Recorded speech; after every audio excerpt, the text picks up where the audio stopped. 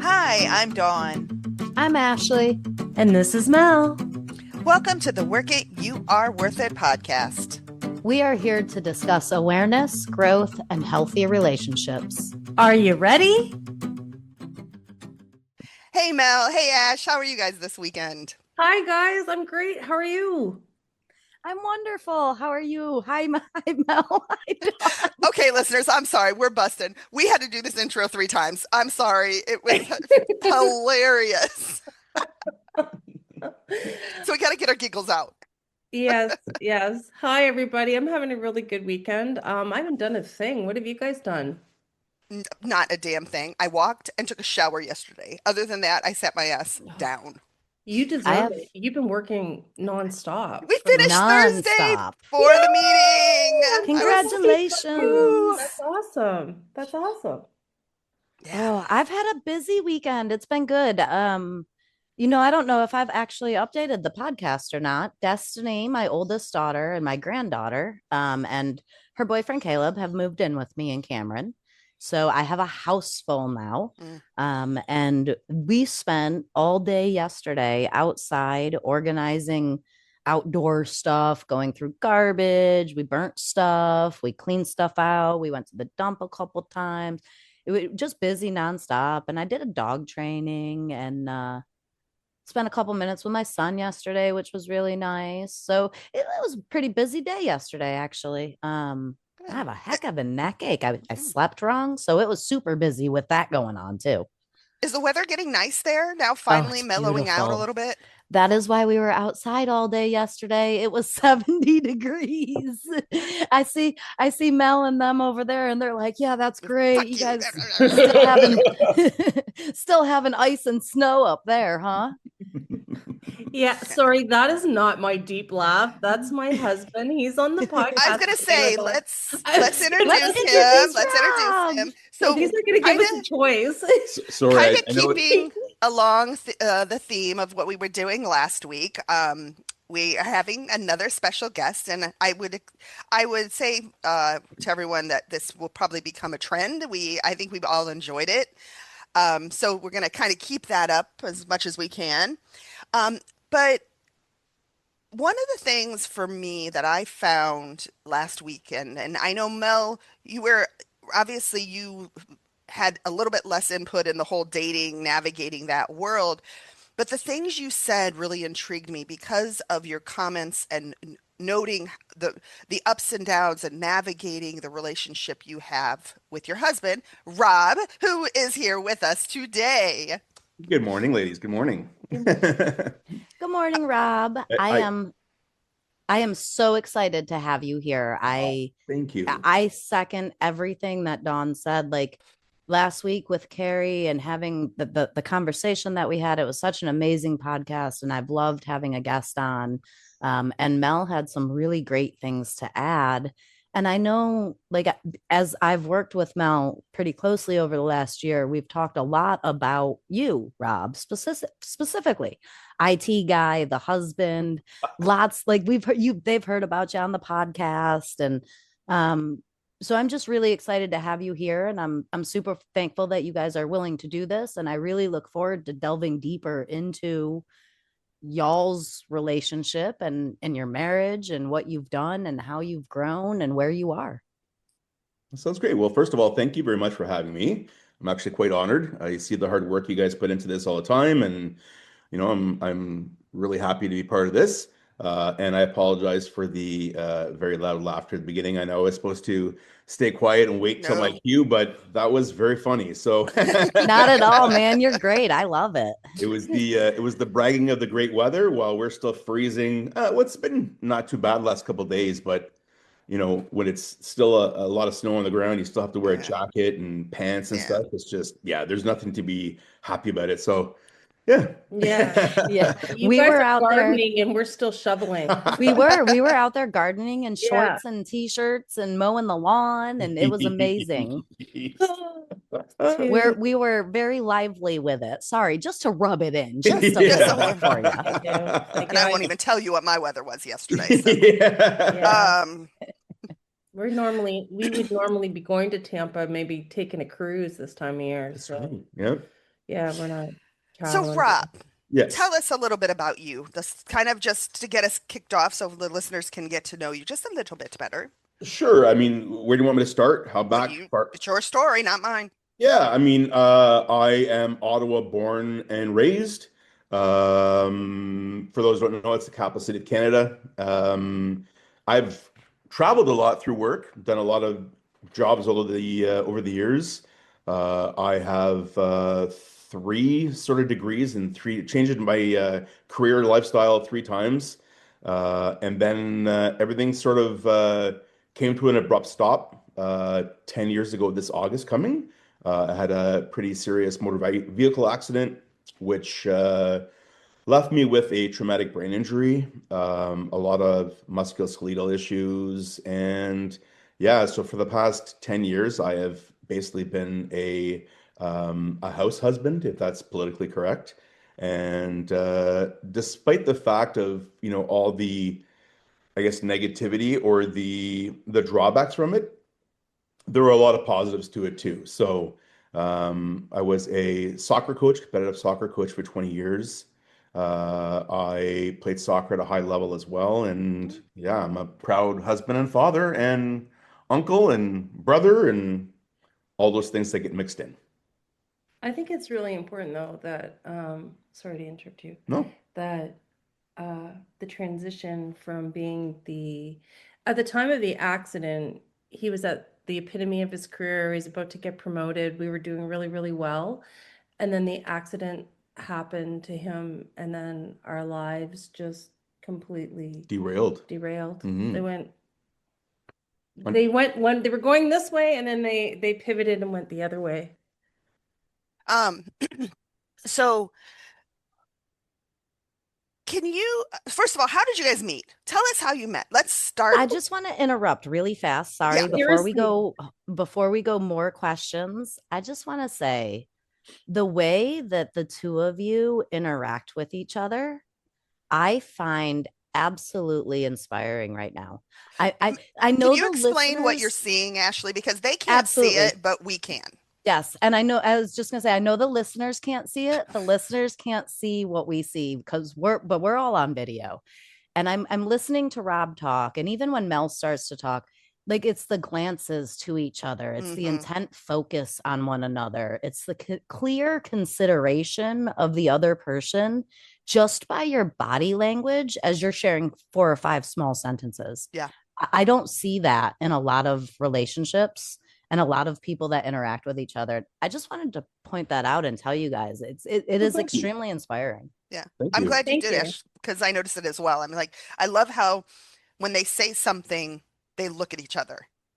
And it's obvious that they're considering each other and they're Yes. listening to each other, and it's not one or the other, it's both of you together Mhm. at this, like I can see it's wow. Anyways, sorry, please ask your question, Dawn. I already forgot what it was. No, I Um, forgot. Yeah. Um, I, so I guess that's what we're going to learn is how did you get to the point we are talking about right now of looking at Perfect. each other and considering each other? So, first of all, tell us how you met. Let's start there. Before that, Mel, you were trying to say time. something. What were you trying to say, Mel? Oh, I was gonna tell you how we met. Like, I'm like, which time?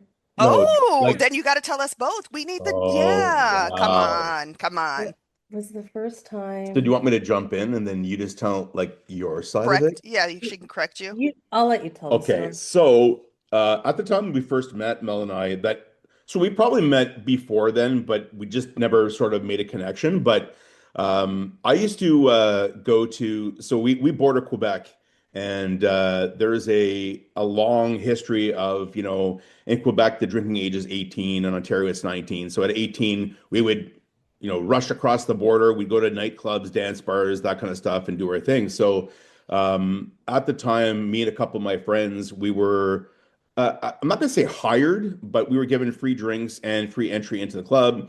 How And we long were, ago are we talking? How old were you guys? oh my God, 1920? 18, 19. 19, 20? 20. That Okay. would have been Not 19. 18, 19. You were Yeah, Okay. driving to Quebec to drink. you Yeah, got it. makes Yeah, so sense. Gotcha. 19. Okay. Yeah. And so me and my three buddies, yeah, so we would dress similarly. So at the time, it was still, you know, early 90s, and so it was like I don't know, you remember you remember Joey from Yes. Blossom? I sure Yes. do. I knew. Absolutely. 100%. So same. What are you giggling about? Same jeans, same shirt, that kind of stuff. That very, I don't know, like bro fraternity kind of, atmosphere Awesome. thing. So the four of us would You be were up on a hot half in the wall. 90s, huh? Yeah, absolutely. The four of us were up on the half wall, and we would just do a dance routine, get everybody dancing, get everybody hyped up, and at the time, I had just gotten through my long-term first relationship with my girlfriend as a teenager, and I had no interest in, another relationship at the time. And in comes along Miss Important here, and in order to get my attention, she thought the greatest way would be actually take my bank card out of my back pocket. Pickpocketed him. Well, I was going to say it a little bit better. I was going to say that was the political answer, was to take, but you pickpocketed me. So, okay, Mel, was this an intentional decision? Like, okay, I like Yeah. him. Let me pickpocket him to get his attention because he will I was gonna notice me. say, I Yeah. totally would have done that too. Absolutely, Yeah. right? That's a Like I good could just in. look, I could take your wallet right out of your butt while Now you're you have to dancing. interact with me. It backfired. Oh, did it ever? He grabbed me by the wrist, called me names, and left. Mm. Yeah. And Mel, and you thought you were smooth. I did. Wow. And And then he I was like, to hell with you, ain't stealing my stuff. I'm gonna get Bitch, you. What are I'm you gonna- doing? shit. Yeah. and then about 6 months later, I started going to another bar I became a regular at, and he got a job there. Well, actually, you missed the The yeah. donut shop? Yeah, so less than 6 months after that, a buddy of mine, he had just broken up with his girlfriend, so we went to a donut shop, a random donut shop, and we're just sitting there, and in walks Mel. And I looked and I was like, "Oh, I think I know that girl." And it took me a couple of minutes to actually remember where I knew her from. But what struck me really weird is that she walked into the donut shop, she walked behind the counter, got something to eat, and came out. And I was like, what the is going on? Well, it turned out she managed the donut shop at the time, and she had walked in to do this kind of thing. And I approached her to say, like, hey, you want to go hang out and stuff? And I think she was willing to go, but her girlfriend, Steph, at the time was like, no, no, like she's Okay, drunk. wait. Second, that just connected. You said her girlfriend Steph. So the same friend that that long of a friendship that okay, sorry. A lot of Yeah, it things predates just me connected. 100%. Predates me for sure. And so Steph at the time, we used to call her the Ice Queen because she would have no, no, like just flat out no kind of thing. So I was like, okay, whatever. So then fast forward a couple months later, I've been working at this bar that Mel is now a regular at. And when I wasn't working, we'd go there as well instead of going over to Hull now because now we're legal in Ontario. And yeah, so we sort of noticed each other. Yeah, and then the staff Christmas party because she's a regular, she showed up. We got to chatting, and then from there it just took off, and we'd find each other on these nights and dance on the dance floor. I was dating half the bar. I was dating half the bar. He had asked me out I on a didn't know. date, and I had a date with Oh. he asked me out on a date. I don't think you're loud enough, my Am I love. not loud enough? You're good. You're Oh. good. I hear you. Okay. He asked me out on a date, and I had a date with the bouncer. And then I decided to go out with him instead. And then we just kind of sat in a donut shop one night till like 5 a.m. and chatted. Mm-hmm. And then he said, "You're never going out on a date with anyone else." And I never did. So it blows my mind. I love you guys were put in front of each other Yeah. 3 or 4 separate occasions before you finally acknowledged. And you're talking at 18 and 19 years old. Okay, let me 19, give this a maybe shot. 2020. Yeah. Yeah. 19, 20, even 18 to 20, either way, right? Yeah. And let me give this a shot. And now here we are. How many years later? 33. 33, 34. Wow. Or 15, whatever.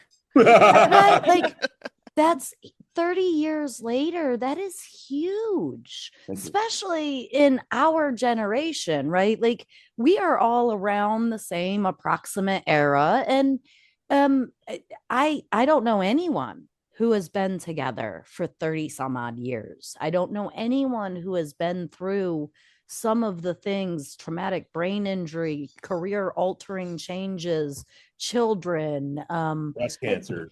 Yeah. yeah, right? Like all of these things. And man, you guys, I don't, the energy that you bring to this meeting together, the relationship, the couple, the right, the energy that the couple brings. Yeah. I just I am inspired. I am truly inspired by what I see from you guys and what I hear from you guys and just the way that you interact with each other and the way that it has worked.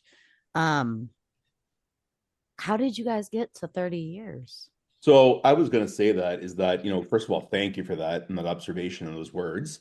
It takes a lot of work. I mean, it really does. I often have friends of mine that'll say, "Oh, wow, man, 30 plus years, that's amazing. What's your secret?" Well, it's work. That's just it, right? From my perspective, I won't tell anybody else how to do their thing, but for me, it was learning humility, and realizing too that it's not just a single person; it's a union, right? It's two people, and I mean, even from the jump, like way back at 19, I remember turning to my friends, the group, and saying, "That's the person I'm going to marry," and they're like, "You're ridiculous! Like, what are you talking about? You're 19, cool your jets." But I, for some reason, had this, forward sort of thought or a vision, and that's how I was going to go. Now, there had been a lot of bumps, a lot of ups and downs. We went through therapy ourselves early on, yeah, for 5 years, just learning how Not to, 5 times. well, five different Yeah. overall things. But there was a time where we went for learning how to communicate, right? And it was all about sort of what you said too, like letting the person talk and acknowledging it and then moving forward. And I think from the humility side of things, for me, it was also learning that one, words can hurt, words are important. And yeah, sort of like I always use that adage of, check yourself before you wreck yourself kind of thing. And I just found that that really sort of helped me put things in better perspective between Mel and I as partners, as equals. And yeah, But So with can I? like we weren't always like this. I don't want you to I was think okay that because like, that's what's my we can get very unhealthy. We Well, have well, in the absolutely. past gotten very unhealthy. before we go into the unhealthy parts of it, Mhm. and before we hear Mel's version of how we made it to 30 years, I just want to understand, Rob, you keep using the word humility. You keep Yes. saying that a lot. What Yeah. does humility mean to you? Well, that's a big thing. So it's the ego check. I mean, I guess I should have hoped to bring up the definition of humility would probably be a lot easier, but Mel's going to do it for me. But and see, that's sort of where this, Yeah. kind of works is where I drop, Mel picks up, and vice versa. Um, so yeah, so it's basically like realizing that my self-importance is not as magnified as what I think it is, right? So I'm not going to. So there was a time where early in our relationship, I had a massive ego, right? Like I don't know if you're allowed to swear on this, but You I was are like, allowed to swear, and I okay, just want to so note Mel's yeah, eye I roll. thought I thought I was the shit, right? Like walking around, and at the time, I was a young, attractive guy, had a lot of stuff and a lot of tension in that. So yeah, I mean, it was just being able to come to terms with the fact that my own value of my own importance had to be, I'm not going to say minimized, but had to be sort of muted, I guess, right? To realize that, I'm just like everybody else. Sure, you can strive to be, superstar and stuff, but it doesn't mean that you're better than anybody else. So that was a learning curve for me, and that humility side of things really, I think, for the early part of our relationship caused a lot of problems. And it was, again, that was the whole ego of, like if Mel would say the sky is blue, I'd be like, nope, I'm smarter, I'm better, I'm the cat's meow. The sky is gray. And so is that and just It's so funny. I see it so differently. oh, So, well, before we talk about the problems, because we will get into those, and we have to be oh, so look at the careful how we do this, time. right? Exactly. Mel, how, in your mind, in your perception, how did you guys make it to 33 years? Um, I think it was we just decided to stop taking everything so personally. And I feel that we learned how to communicate and we were able to put our own personal stuff down to be supportive of the other person.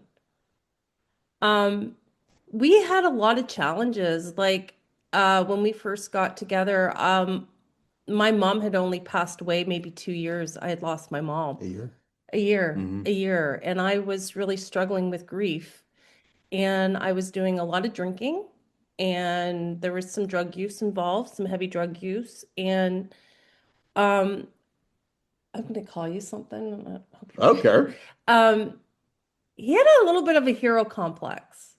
He saw someone he needed to save. Mm, okay, let's sort of finish. Go ahead. I felt he found someone he needed to save. And I remember one of our first therapy sessions, maybe, and let me preference this too. I also had during that whole first 3 years of our marriage, I also got diagnosed with borderline personality disorder. So he was dealing with a lot as a young man, and we had a little baby, and he was doing all the working, and um I wasn't able to see how he could how he was contributing everything he was doing. It was all about me, me, me. He was a little bit about him, him, him. And we didn't know how to fight. We did not know how to fight. Oh my God, we did not know how to communicate. What do But you and mean it's you didn't know how to fight? The what Sorry, I Don. learned from fighting for this, arguments and stuff, and we're not talking like fist blows and violent that kind of stuff, but it was like hurtful words and reactions and stuff. I learned from my parents. I think there's answers my question where I was headed. I wanted to know a little bit of Yeah, the parental dynamic of what you 100%. learned a relationship was. Yeah, so a very um, Confrontational. yeah, confrontational and dysfunctional sort of atmosphere, how my parents would, talk to each other and, arguments and stuff. And again, it's based on the dynamic in the family, but that was what I was exposed to. So naturally, it was an automated sort of response, Hmm. right? So yeah, and I think the culture, or at least the atmosphere I grew up in, was about winning the argument, whether you're Yeah. right or wrong. Yep. And Hmm. that caused a lot of problems. It really did. And again, that's where that humility check, Ashley, like you were asking, really came into play. It was like, okay, well, you're not as important you damn think you are. And this is a dual conversation. So, And another thing about Rob too is he came with a lot of stability, and I came with a lot of instability. He had two parents at home. I grew up on the streets. Um, he he went to school, went to high school, was able to, was in sports. I was running around in Montreal on my own at 15 trying to survive. So we were two very, very different people. But I one that doesn't make one less or more than the other because no. no, I look at even just Ashley and I in our relationship, right? Very similar. I very had very stable, very whatever, and she didn't, and we're both equally unhealthy. Absolutely. but where Rob would like, so it was our fighting. And I can tell you this, I was looking for a male parent. I really was. I was looking for stability at that point. I had no mom. I was an orphan at this point. I didn't have family, and Rob was to me was my savior, and he was kind, and he was, but I was difficult, and I'm going to take responsibility for what I brought into that like at the relationship at the time. I I wasn't easy. heard, I heard that just in what you said, I heard that he was a savior, and you needed a savior, Yeah, that's how But- it, right? like, that's how it kind of kept us together, even when we were at our worst. And we In the moved beginning, on. when it was unhealthy and there was Yeah. name calling and bickering and right fighting, and right along with a newborn or young child crying, and there, like, we can all imagine, I'm sure, the tension and the stress that goes along Shit. with being 20 years old and starting a new family, and teenagers fighting with each other, trying to be right about each thing, and everybody trying to get the other to do it their way. And then the anger that comes along with, like, we can all imagine that. And in the moment, Mel needed stability and that adult figure and that savior, and Rob needed to be somebody's stability and somebody's leaning post and somebody's helper, right? But Rob, did you know that's what you were doing? At the time, absolutely not. Right. No, absolutely not. Right. So, and again, I mean, the key is like you had mentioned too, being so early, right? So young. I mean, you can go to that whole psychology side of things where, the frontal cortex still hasn't developed and you're still a child for all intents purposes. Hmm. But yeah, I mean, I didn't see myself as a savior. I didn't see myself in that role of me, stepping in. I think part of the issue too, at least from my perspective, is that because we were sort of thrown into this so quickly of having a child so young, I sort of forced myself to grow up so quickly Hmm. and expected the same from Mel. I can relate to that. I think Yeah. about my relationships and I had my son. I got married at 21 years old, Mhm. right? And I think about that marriage, and that very much I relate to that, where one of us Without had a to be doubt. the adult, and when you have the other individual who does not come from, and I am going to put quotes around stability because I know my household growing up was a fucking hot mess, but presented stable. Mhm. Um, and somebody had to be the adult, and so it just I can understand with what you're saying in that aspect. I Yeah. absolutely relate to it 100% also. I had my first child at 17, a week before my 18th birthday. A week after my 18th birthday, I married her father. And Wow. I was, believe it or not, had my own place at 14, but I was the more stable one Yeah. in Yeah. our relationship. So, like, overnight, I grew up, and that was probably a huge detriment to our marriage, as I expected the same out of him. Yeah. And I began attempting to force him to do it, Mhm. Yeah. I by love that you guys say fighting that. and anger, Yeah. and yeah. Um, The But expectations of others. was it yeah. was it Ashley, was it when you say you forced the person, was it like you knew you were forcing that person, or you just felt that that was the importance at the time that Yes. really needed to step up? Okay. Yeah, so I did Yeah. not know. Like, if I was in the moment, I Yeah. wasn't forcing anyone to do anything. I was expecting an adult man to be responsible for his child and his 100%. family. 100%. However, when I look back on it, I was using anger, I was using name calling, I was Yeah. using silence, I was using emotional manipulation, I was using sex, I was using everything in order to force him to do what I wanted him to do. Yeah, Yeah. of course. Yeah. Yeah. Get the And same. then when they fall short, right, for in my case, right, I chose an individual that could not do that. And I'm Yes. not minimizing that individual. Um, but that's what I chose because that's what I needed to fill a void in my life. Yeah. And that's what I hear Rob kind of saying without knowing, because I didn't know it. Yeah. I know it now. Of course. Hindsight. Yeah. So tell me, as we talk about that time specifically, right? We're talking before the accident Yeah. and before the career change, and that time specifically. Hmm. How did you guys go through that step, that phase into that next phase without, because, like, I know with me, I was like, fuck that motherfucker, excuse my language, that was a little harsh, but I was very much like, fuck him, he cannot do it, he can't, I'm out. I'm out.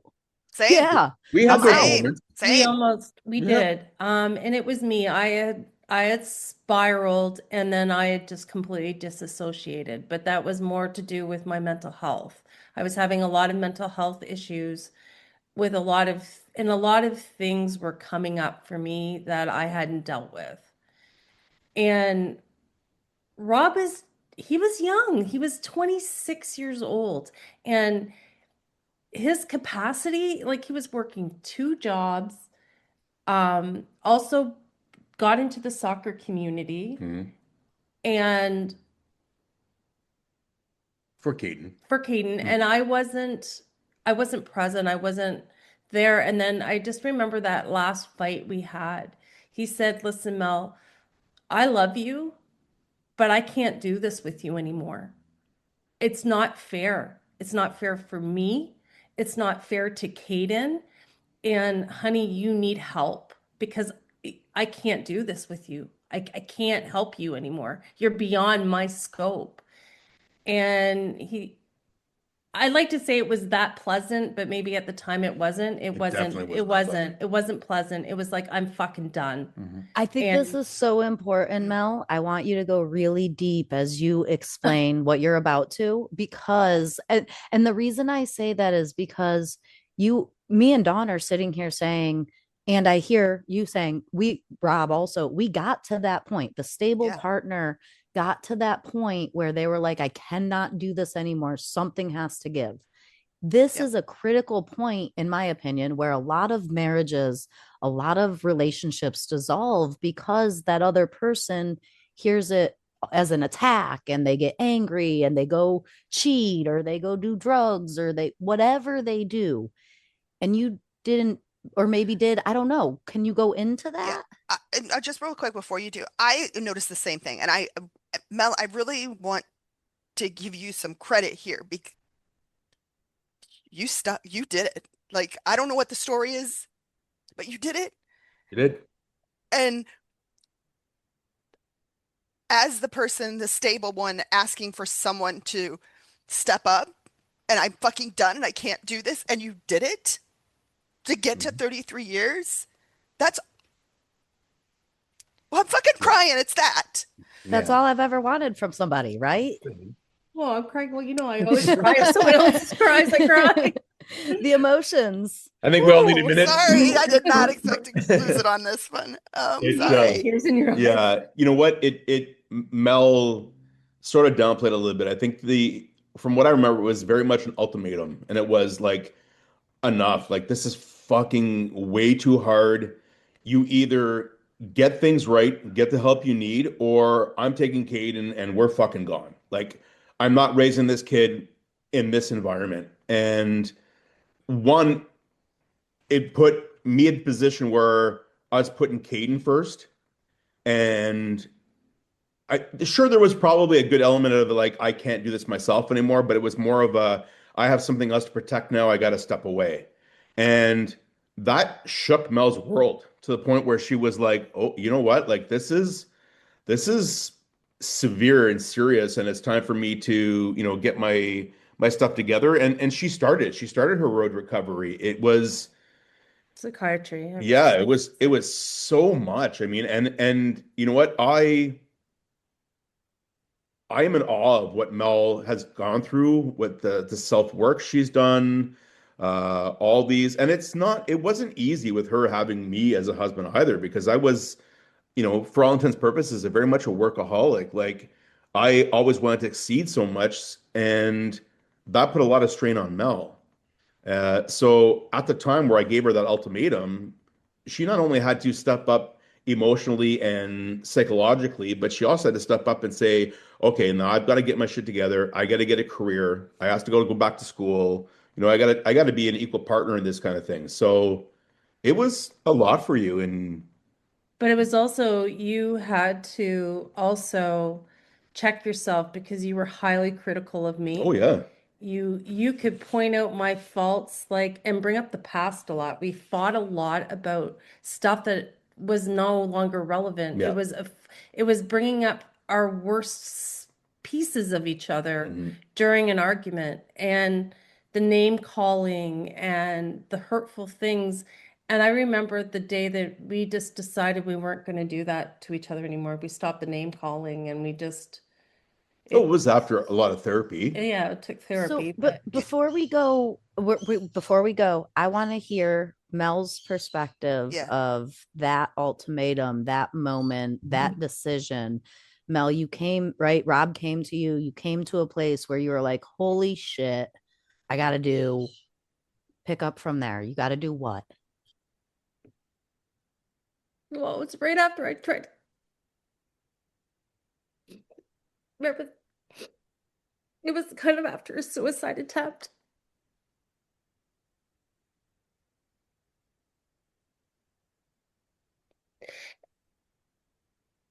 And it was either I was going to die or I had to make it work. And I love my family. It's all I ever wanted was this family. And I wanted stability and I just didn't know how to do it. I didn't know how to keep it. I didn't know how to live. I didn't know how to feel. I didn't know how to express myself. I was just lost. But he was like always that beacon. He always grounded me. But then he got to a point where he wasn't grounding me anymore. Nothing was grounding me. And I had to fight for myself. And I just threw myself, I went to my family doctor. She knew that there was something going on for years.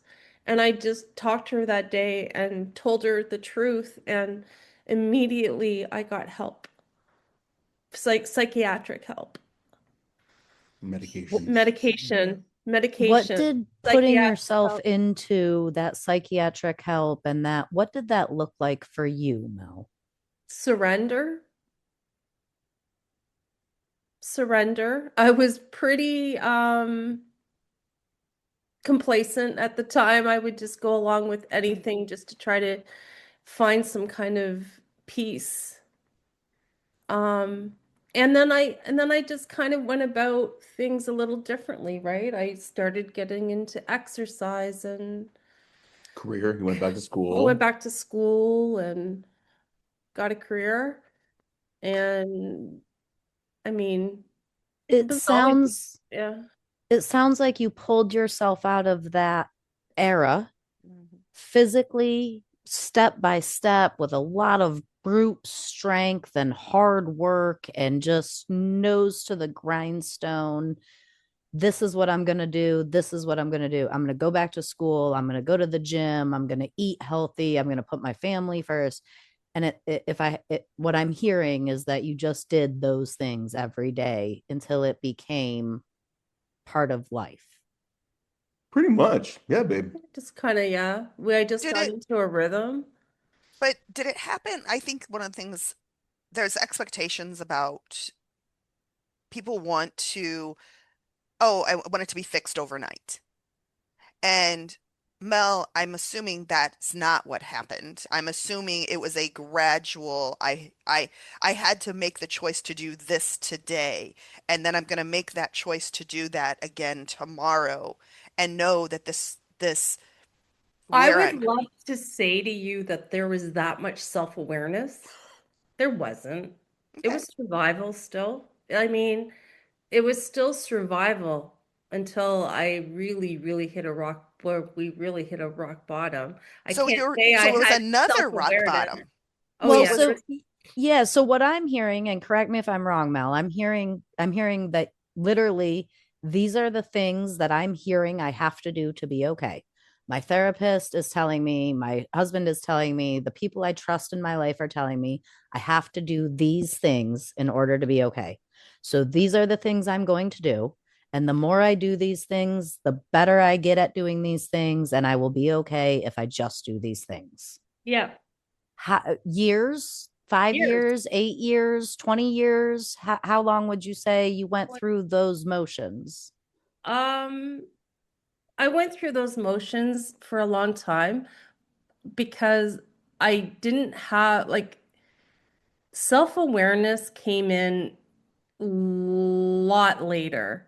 I mean, if I take my pills, if I kind of follow these guidelines, I will be able to function. And that's kind of where my therapy, my psychiatrist, my family doctor got me. They got me back to functioning and got me back into society and got me back into, being able to contribute.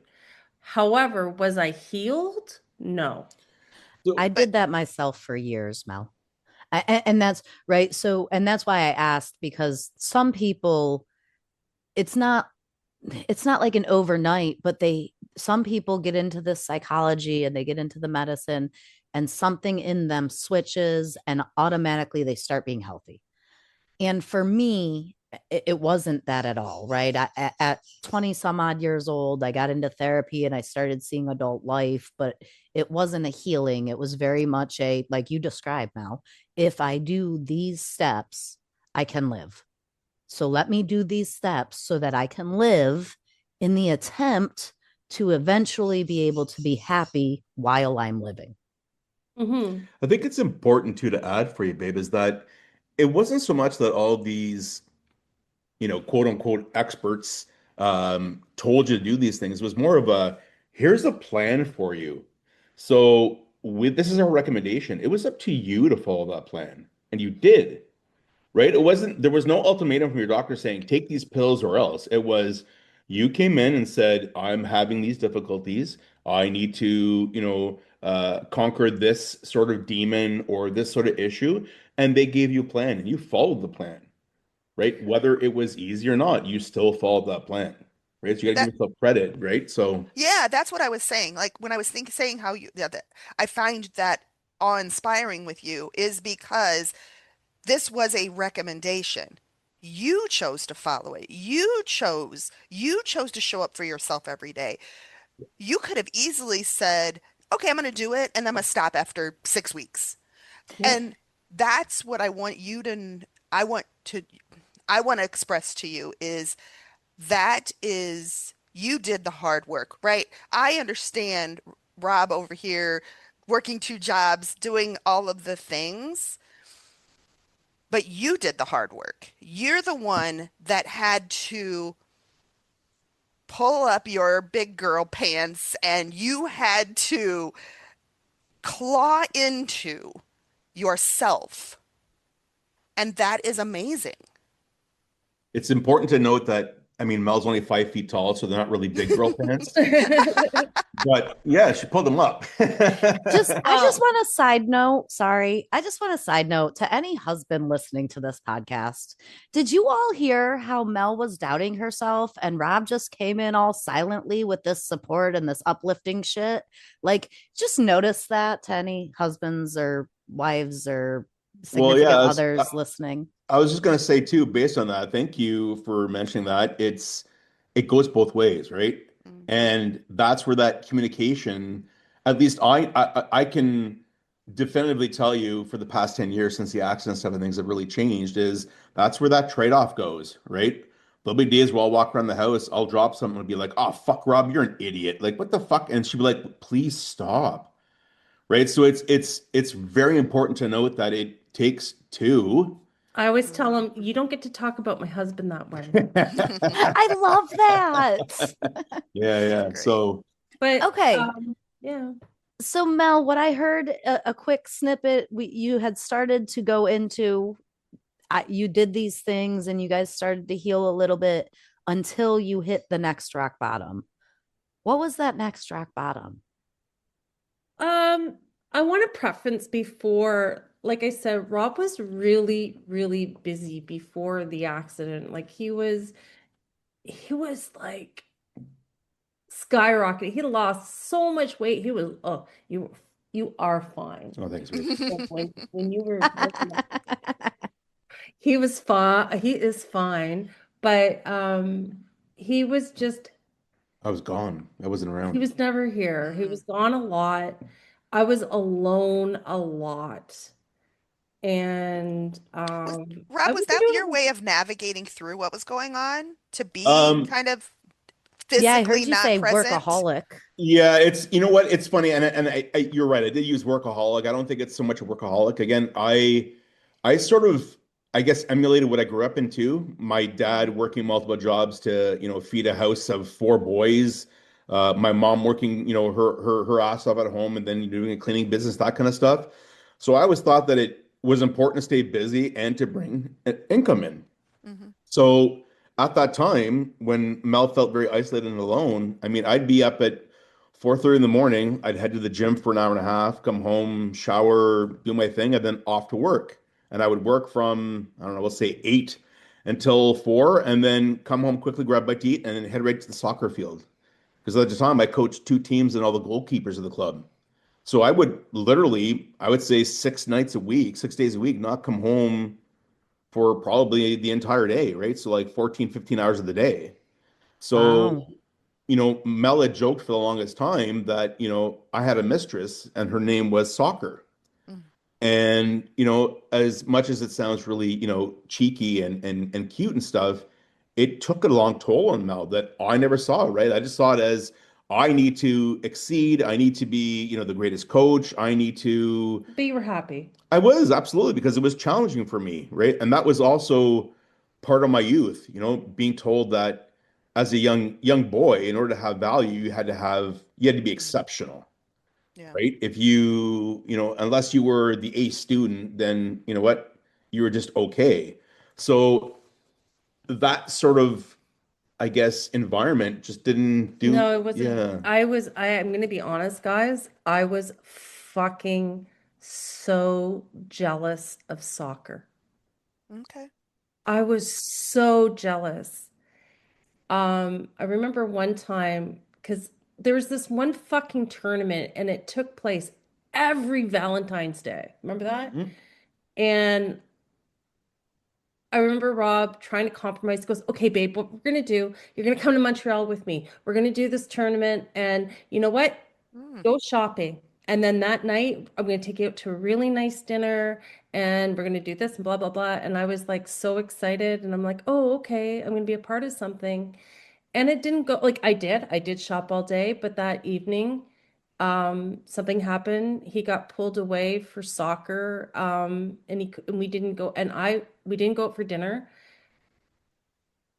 I had the biggest temper tantrum. It lasted for 3 days. I can I was imagine how you felt though. so angry.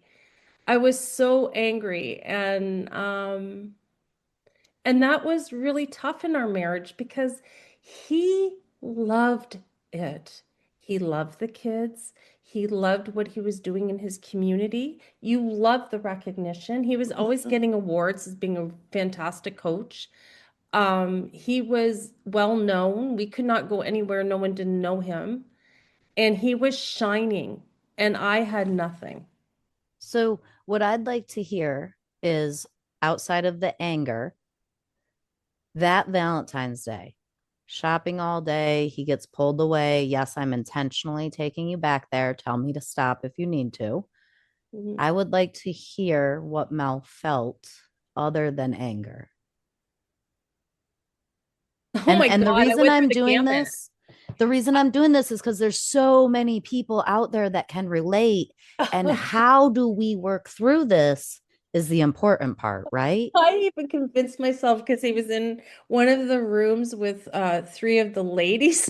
I thought he was having an orgy. Like that's how demented I got in my There's head. a lot of jealousy. But There was don't so use much the word jealousy. demented. Yeah. Do not use the word demented Well, it wasn't You were because you deregulated. weren't. I was deregulated. I was really deregulated. And then I remember the next day, I just dropped him off, drove around Montreal, got lost, and I acted like a child. I What was were I you was real. feeling? Remember that day? I I I remember was that. feeling I wasn't important. I was feeling that I didn't matter. I was feeling that no matter what, soccer will always come first. And I didn't know if I could be okay with that because I was so lonely. So, did this come to a head where it was me or soccer? Mm, Yeah. did it ever come to a head? But you always did choose soccer. Well, no, so it's very important to point out too that at that time, That's where the communication thing would have came in very, very, very importantly, right? Had I had said to Mel, because I remember that event very well. I actually had, so I was coaching the U12 girls at the time, and I had two of them that actually sustained a pretty significant injury. One was a head Mm. injury, another one had twisted her ankle. So I was, yes, I was in a hotel room with the parents talking about their daughters and how we're going to move forward, right? And me telling them, like, listen, your daughter's not playing. She has a head injury. No, I'm not going to let your kid get on the field with a bad ankle, that kind of stuff. So rather than me saying to Mel, babe, I know I promised you a night out, not that this is more important than you, but I really have to deal with this, right? This has to be the first priority, and then you and I can do what we normally do. But instead, I made that unilateral decision in my head Well, that, no, you told me to run a bath. yeah, Go run yourself a bath, and I'll get be yourself, back. I'll be back in 15 minutes. And it took 4 hours, Yeah. right? So yeah, it was the lack of communication on my part. Um, but yeah, it did come to a head where she did tell me, like, you're gone all the time. Right? And it really became like she came honestly to me and said, that's why I had that joke about it being my mistress. And she said, it's your mistress. Although I know her name and I know where you're going and what you're doing, it's still taking away you from me. So what I'm hearing was maybe, I mean, I don't know if like, this is what I'm hearing. So tell me if I'm wrong. Mhm. What I'm hearing is, Mel, from you, when Rob was present physically, he still wasn't present. So you never got that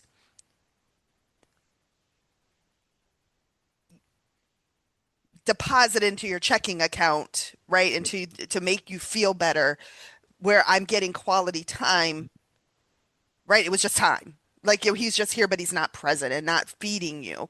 And I think it's interesting because you're like, right, it's, hey, come with me to Montreal. And we almost set ourselves up for that, right? Of course he's going to be busy. He's there for a reason. So, but I'm going to go because I want this and this and this. And then we get let down. And in that, I think it wouldn't have happened. Sorry, I'm just thinking this through in my head.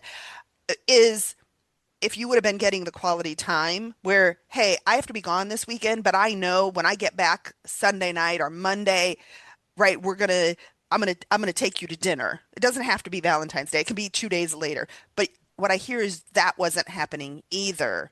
So there was no fulfillment or no making up for that There was a void. lot of expectations on both ends, right? Like Mel expected me to put her first. I expected Mel to understand that I mean, this Mm, was a job, right? This wasn't a volunteer thing. I was paid really well to be a top level coach to do this. So there was a confliction. So my expectation was Mel's a big girl. She'll understand and she can cope. And hers was, I mean, forgive me if I'm wrong, but Rob needs to spend time with me. I should be just as important. And without communicating, it just came to a massive head. right. Hmm. Both Well, things are not only true. well, Yeah. not only that, but there was a lot of things that Rob didn't know about how I was coping when he wasn't here. Mm, That I was maybe turning to drinking, that I was having friendships with people that were not good for me, that I was getting into shit because of boredom, and using a lot of unhealthy ways because I was still looking externally for Rob to, you have to make this better. You're in charge of me. You need to take care of me. Like it still He's was that very much stability. He that. was It was still that that leaning stability. post. And then Yeah. he realized, oh, she's a big girl. She's taking good care of herself. I'm gonna go out and I'm gonna do something for me now. And and I you And think you still, lost your leaning post. I lost something that I could lean in on yeah. and then there was a lot of things like I felt like he didn't want to be with me. He didn't want to leave me, but he didn't want to be with me. He Mm. didn't really love me. And then like that was it's nothing he was doing. That was my pain, my hurt, my issues with myself that I had no clue how to even conquer. And So it's we hit this again, the second rock bottom, right? The second thing where we really, our relationship is coming to a head and we need to evaluate, how did we get past that one? An accident. Oh, we also started talking and stuff too. It's kind of weird actually. Listen to what you just said because from my end of that, it was she doesn't trust me. I'm not giving her enough. I'm not doing enough, right? So that was that play on, like, I would go out with my buddy and she would call me, 115 times to, check in and when he coming home, when he coming home, when he coming home. So her reactions and my reactions were helping back and forth. So it took a point where we finally opened up and started communicating better.